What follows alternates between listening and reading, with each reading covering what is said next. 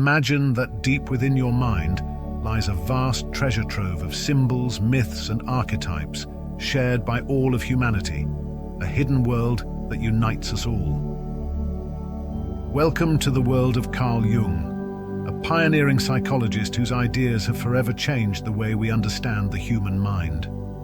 Carl Gustav Jung was born in Switzerland in 1875, during a time when psychology was just beginning to take shape. From early on, he showed an intense curiosity about human nature and spirituality, shaped in part by his deeply religious upbringing. His father was a pastor, and Jung's exposure to religious stories and symbols ignited a lifelong fascination with the spiritual aspects of life. Though he initially planned to study archaeology, he eventually chose medicine and psychiatry, aiming to understand the mysteries of the mind. Jung's groundbreaking work led to the development of analytical psychology, a school of thought that emphasizes the importance of understanding the unconscious, exploring dreams, and connecting with our deeper selves. Where many psychologists at the time saw mental health issues as strictly biological or caused by early life trauma, Jung took a broader view. He believed that the human mind was like an iceberg, with a large portion hidden beneath the surface. He referred to this hidden part as the unconscious, which he saw as a realm filled not just with personal memories, but also with collective memories and images shared by all of humanity. One of Jung's most famous contributions was his idea of the collective unconscious. He believed that all humans inherit a set of symbols and archetypes, patterns that show up across cultures and throughout history. These archetypes are universal figures or symbols that represent essential aspects of the human experience. For instance, the hero represents courage and the drive to overcome adversity. The shadow represents the parts of ourselves that we deny or hide. The wise old man embodies knowledge and guidance. According to Jung, these archetypes influence our dreams, relationships, and even our personal growth. Another concept Jung introduced that remains widely recognized today is individuation.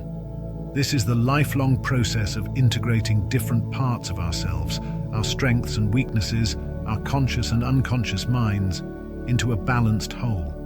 Jung believed that individuation was essential to mental health. He argued that achieving a balanced and authentic self involves accepting the shadow or darker aspects of our personality rather than denying them. By facing our shadow, we become more complete and self-aware. In his early career, Jung worked closely with Sigmund Freud, the father of psychoanalysis. Freud admired Jung's insights, and for a time, the two had a close intellectual friendship.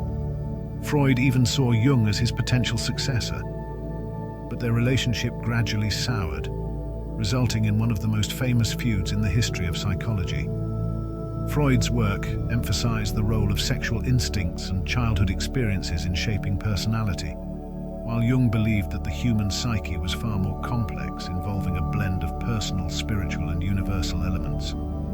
Jung's ideas about the collective unconscious and the symbolic aspects of the mind were seen by Freud as overly mystical and speculative, creating a deep divide between them. Eventually, Jung and Freud parted ways, each continuing to develop their own schools of thought. Despite the rift, Jung continued to make significant contributions to psychology. His work on personality types laid the foundation for what we now call the Myers-Briggs type indicator.